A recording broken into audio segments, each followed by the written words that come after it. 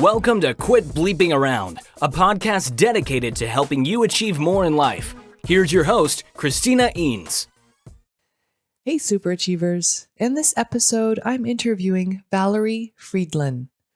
Valerie, an expert on the relationship between language and society, is a professor at the University of Nevada in Reno with a Ph.D. in linguistics.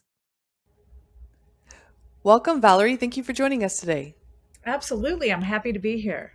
Well, I can't wait to hear what you have to say. But before we jump into that, can you share a little bit of your background with our listeners? Sure. I am something a little more unusual than being a doctor or a lawyer. I am what's called a sociolinguist, which is something most people don't encounter in life generally, although it's surprising because I think we're pretty valuable when you think about it. But I study basically how language as a system interacts with society. So the types of things we say and why we say them the way we do. So what are the patterns behind our speech? So all those things you've wondered about, those irritating tics that we hate, those aren't arbitrary or chaotic. They're actually rule governed and very, very patterned, and they're there for a reason. And that's what I study. Oh, wow. Oh, I love that. Yeah, I'm fascinated with that. When I was a violent crime analyst, we would sometimes work with folks on, linguistics, on like ransom letters or that kind of stuff, just to kind of figure out who people are based on how they write and what they say.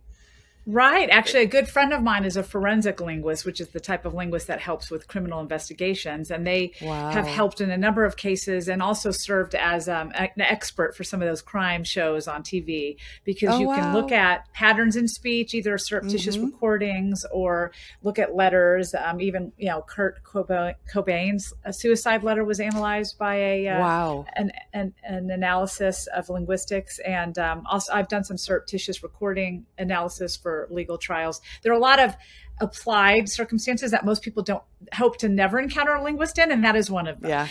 Yes. Well, and I think it sounds like it would be awesome information for like entrepreneurs to know, or people in sales, or any of that stuff as well. Anybody who talks, right? We all want to know how we can talk better. And I think it's surprising when you actually look at what makes talk good, what makes communication good. It's opposite of what we've learned is good English. And sort of that's where I come in. I love it. So, let's start out then with the topic. And that's those little, what we have been taught to believe are annoying habits of verbal fillers or verbal graffiti. So why are these maybe not so annoying or bad? Well, the funny thing is we think of English as this static entity, as something that was just handed to us, descended through generations in a perfect, pure form of some sort. But we're not speaking German, right? We're not speaking French, which are languages that had a huge impact. In fact, English is a Germanic language. And if you look back at Old English, as anybody who suffered through Beowulf has ever had to do in school, you'll know that you don't understand anything, right? You look at that and you're thinking, oh my gosh, I can't read this stuff. So if language was more pure in earlier forms, then we are really bastardizing language, because we've changed everything. We've dropped all our endings. We don't have grammatical gender. Our word order is now fixed when it wasn't fixed before. There are new sounds that have come into English and sounds that we have lost over time. So it's just funny how we have this really strong idea that change in language is bad. And all those little things that we dislike that we call tics, from the likes and the so's and the hellas and the heckas, the walk in instead of the walking, the ums and the uhs, all of those are just new forms that have come into the language, actually less recently than we think, that we notice because they're new. And the problem is when we recognize something as new, that's when we don't like it, without realizing that things that we're saying today were new 50 years ago or 100 years ago, and people probably didn't like it back then. To us now, it's normal, and no one finds it, something that bothers them. But if you look at what young people are doing, or certain social groups that we may not want to associate with, or certain social groups that have defining features that those sounds kind of remind us of, that's when we start to get bothered by them. If you take the long view of history, we really shouldn't be bothered by them. And it works itself out in the wash. Not everything sticks around. I mean, I'm not going to make an argument that crazy ass is the word that we're going to stick with, or any kind of ass as a suffix, which seems to be popular these days. But things like are actually several centuries old, and they have slowly crept in so that we're using like in more and more context. The likes that bothered people 100 years ago don't bother us today. It's the new likes that bother us. So it's just a matter of getting used to these incremental steps that language takes to a new form. And we're doing amazing things with language today, things we didn't do in the Old English period, right? We have computers, we can fly planes, all of that through communication, through understanding language and language structure allows us to work as teams. So clearly we're not doing too badly, even though we've lost almost every complicated form that we had in Old English. So English has, from a morphosyntactic, to use a big word, view, become simpler over time. But that doesn't mean we've become simpler over time. So this idea that language is bad when it changes is really just something that our prescriptivist selves like to tell ourselves. And that's just because we learn a certain view of language in school.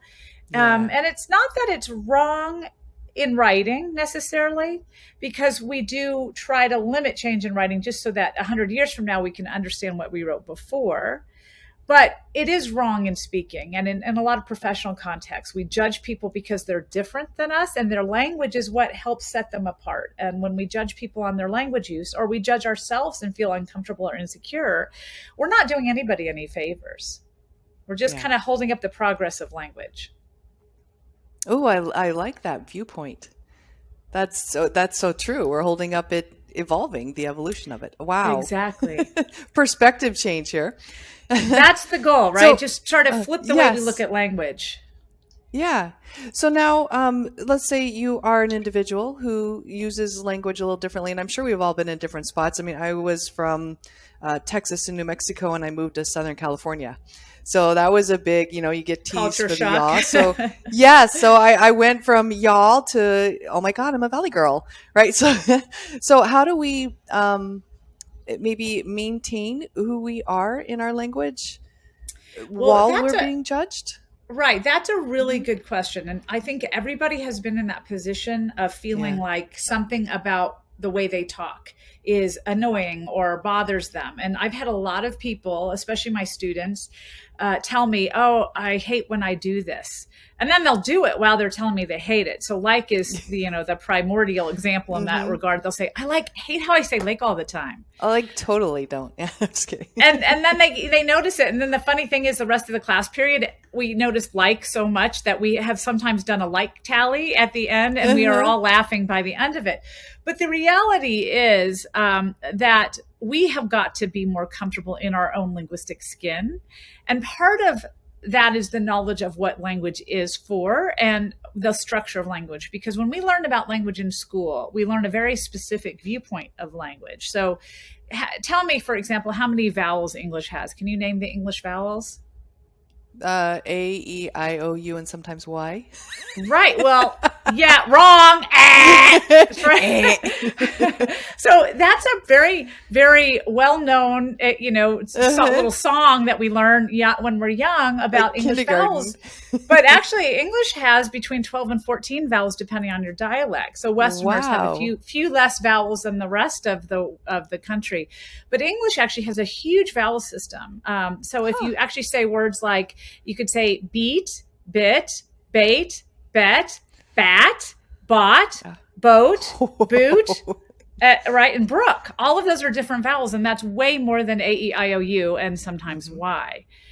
So, it's sort of this very particular viewpoint we've been taught, and we blindly believe in it. But actually, there are many more vowels than what we've been told, yet even though we see evidence of it every day in our speak, we use them. We all use those vowels.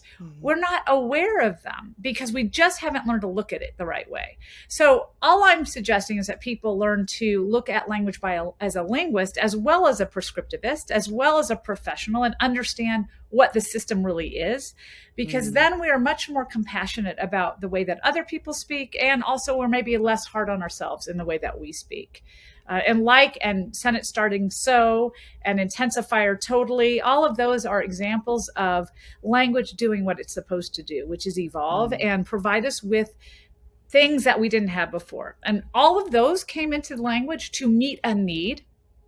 And when we look at science and studies of these, the patterns of use and where they occur, and we do experimental studies of how is language done with and without them, what we find is actually they're extremely useful. There's a fascinating study with like, where some researchers had people tell stories, and they would put two people in a room, and they'd say, okay, you're the talker, you're the listener, tell a story. And it has to be a personal story. So the storyteller would tell the story, and they would record them and then count the numbers of likes they used and where they used them. So the very specific position. So then they take both of those people, the listener and the speaker, and they put them in separate rooms with new people. And they said to both of them, retell that same story. So the original storyteller told the story and the listener told the story to a totally new people without the other one in the room. Well, what they found that not only did the original storyteller say the stories again with likes in basically the same place, but the listener did the same thing, which means those likes are serving a purpose. They add something to the story that the listener felt was important enough to replicate those likes at the same point. And it's very pattern actually where like is typically used, and it depends on the type of like. So that's a much more complex issue. But the fascinating thing about that study is it shows that those retellings of likes weren't just someone's intractable like habit, arbitrarily throwing them in there. They were useful, they were patterned, and they weren't useful just for them. But to maintain the veracity of that story, the listener used the likes in the same place. So that's really good evidence that those likes are useful. Wow. Well, I like that. Well, it's a cool I like that study. like it. Yep. Yeah. Yeah. Like can be used. Like I remember from, being in California, dude, so many different ways that you can interpret it and use it. Dude is amazing. So in my new book, I actually have a whole chapter on dude because really? it is a fascinating. I know, dude, really.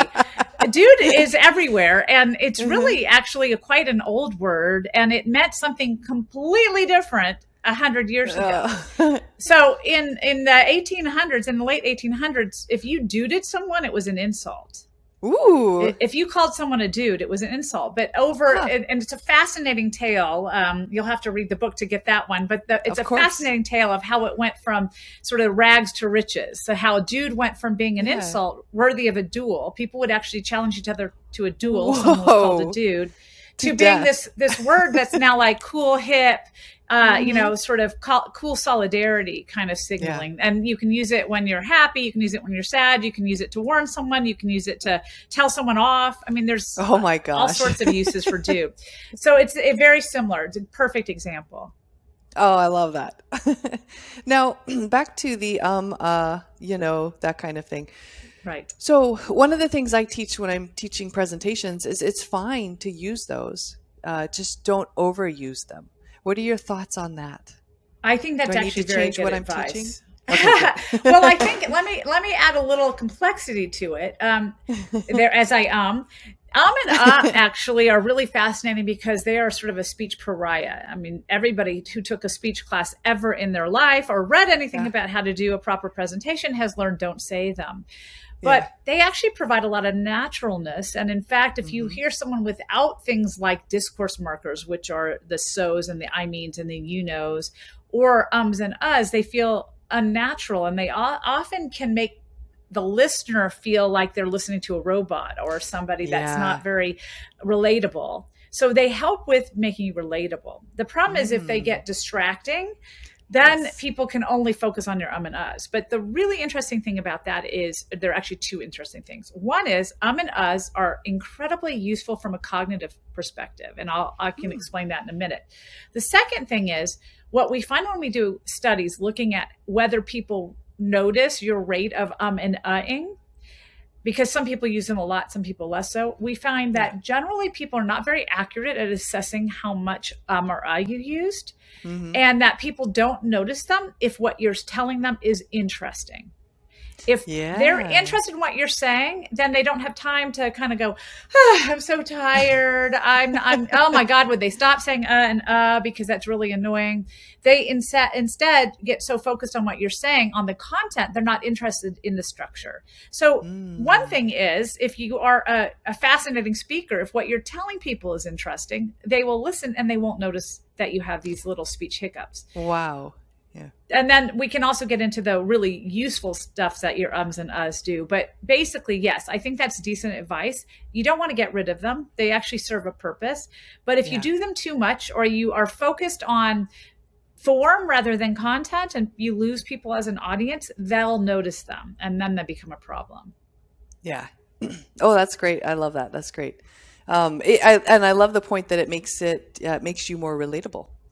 It does, yes. And we have studies that show that if you remove all these kinds of discourse markers and normal parts of speech that we have in everyday conversation, it does affect the way that people view you on a sociability scale.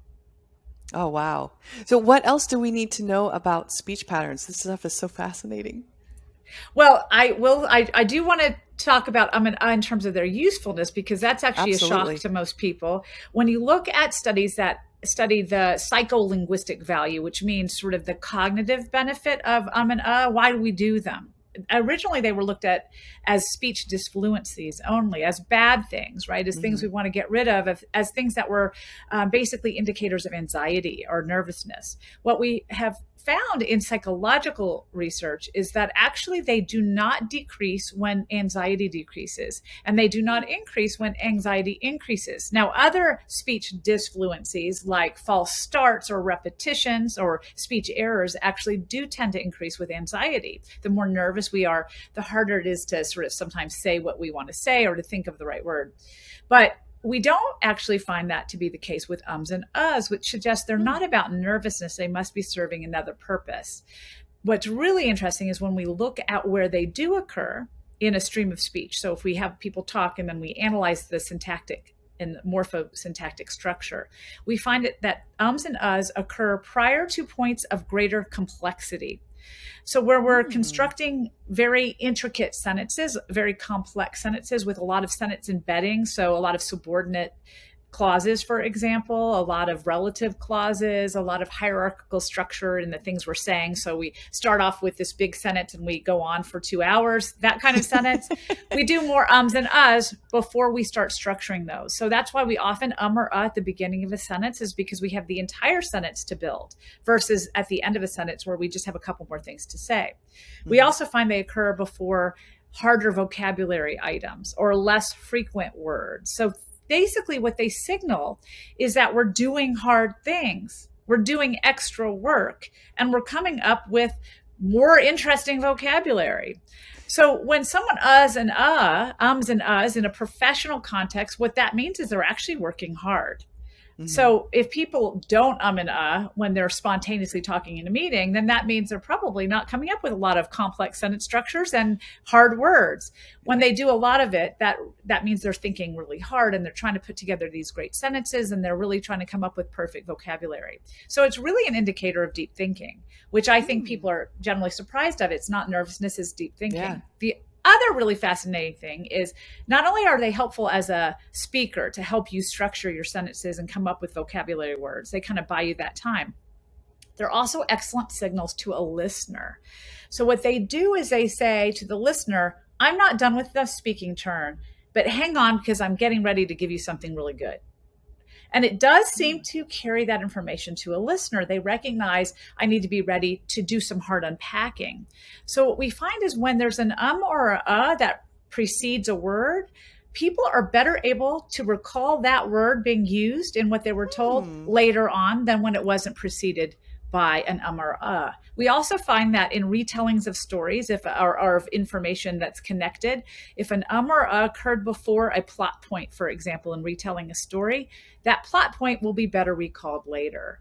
It also Wow. makes us faster in guessing the right word because it tells us don't expect something common. Think about other things that could go here. So it really actually helps Wow. with listener processing. So these things that we have been the bane of public speaking are actually quite useful from both a speaker and listener standpoint. So I find that fascinating. Yes. Wow. So both the speaker and the listener are benefiting from the use of these quote unquote verbal fillers. Exactly, exactly. So the Wow. reason we do them is not just because we're messing up. In fact, we're not Yeah. messing up. We're doing the right thing to make sure that we speak as well as possibly and as possible, and that our listener can comprehend it as well as possible. But yet we still don't like them. So that just shows you it's a great example of how we have these ideas about speech that aren't actually reflected in the science about speech. And when we look at the Yeah. science, we find that there are all these reasons why we do these weird things we do, and they're usually pretty positive. So and Yeah. but again, be careful because if you do them too much, then they Mhm. can be distracting. Right. I love that. So yeah. So use your normal speech patterns. They're Right. there for a reason. But don't feel like Stop you have to judging yourself and eradicate. others. Yes, Yes. exactly. And don't feel like you have to change it. So what I Yeah. tell people when they're preparing for presentations is that they should practice because the more practiced you are, the less you will and naturally because Hmm. you're not doing as much cognitive processing while you're Yeah. speaking because you've done it in advance, right? But Yes. one thing is helpful is to record yourself when you're trying to do a Hmm. presentation. Record yourself doing it because a lot of times we don't realize how we do fall back on very particular patterns of Yeah. certain things that we like. So for me, I know when I'm teaching, my students often tell me I say right a lot afterwards. So I'll tell them, I'll Me say, too. we need to do Right? this. And I Right? want everybody to be prepared because we're going to be tested on this, right? For me, that's a Hmm. listenership check, which is what the Yes. form of a tag question is. It's sort of making sure someone agrees with you, they're confirming. But Hmm. you do fall back on certain ones a lot. So sometimes my students Yeah. will joke because we talk a lot about language. They'll say, do you know what your speech tick is at the end? And they'll say, it's right. You always say right. So one thing you don't tend to notice about yourself is how you often use the same ones. And Yeah. maybe the purpose is good, but if you say the same thing, sometimes that can be construed as annoying. So listen to yourself, find out what you do, and then it can help you feel less self-conscious about it. But you Yes. should never be changing who you are through your speech. You should Hmm. really relish the fact that language is evolving to help us. And, all these things like the sentence starting so, that serves a purpose. And I know Yes, it it annoys does. so many people. I have a friend that's a professional and she will literally not read emails if they start with so. She said, I won't do it. Oh. I will just delete because it annoys her so much. And I said, Oh but my you're gosh. missing, valuable information just because you're being judgmental. And Absolutely. it tells us, okay, there is a backstory here to what I'm about to Yeah. say that you need to either think back to, or I'm going to tell you. And Yeah. and that serves a purpose. It's a function. And I don't know why we get so hung up on certain things, but it's just sort of part of our culture to, have speech hangups. Yeah. We're human. Yeah, exactly. Wow. Luckily, There is luckily, I know. There is so much we could dive in, but I know there are more resources that you have for our listeners. So can you share a little bit about your products and or services, like your book? Sure. Well, my most exciting new project is I have a book coming out with Viking Penguin Press that will be, it's actually available for pre-order now. And it's called Like Literally, Dude, Arguing for the Good in Bad English. And as you can tell, like literally and dude will all be in there, which are some prominent speech tics. So that book is actually fun because it talks about social linguistics, which is what I do, but it does it in a fun way where it goes in from the features that drive us crazy and what they can tell us. So every Yeah. chapter is a speech feature that we love to hate. But I go back to the history, and almost every speech feature that we love to hate, whether it's or like or literally, or saying walk in or singular they, all of those features that we talk about, they actually generally have histories that go back centuries. So I walk us through the history, which actually is very entertaining and fun because a lot of times they piss people off for centuries. So we learn all about the fun things that happened in history with them. But then I also look at the research and what it tells us about how those actually help us rather than harm us. And it's a really fun deep dive into all the things we love to hate. And it's written with a sort of humorous bent because I think we can always enjoy learning. So I'm really excited. I think it was really a passion project of mine, and I'm so excited to have that coming out. So that's one thing. And then I also have a blog that runs monthly on Psychology Today called Language in the Wild. So every month I have a new piece that comes out online on Psychology Today that people can check out. Oh, nice. So where can people go to learn more about you? They can go to my website, which is just valeriefridland.com. That's Fridland, because everybody always wants an E in there. And that will link you to anything you want to know. Awesome. We will make sure that gets in the show description. Wonderful. Okay, dude, it's time for your final piece of literally? advice.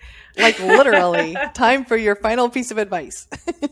I think my final piece of advice is an echo of what I've said all the time. Don't be so hard on yourself. You notice the things you say much more than other people do, because we are about communication, and people aren't listening to you to listen to what you're doing wrong. They're listening to you because they want to know who you are. And our speech tells others who we are, and that's a good thing. So stop being so hard on yourself, and certainly stop being so hard on other people. Oh, I love it. Oh, thank you so much for joining us today, Valerie. Absolutely. It was a blast. Thank you for having me.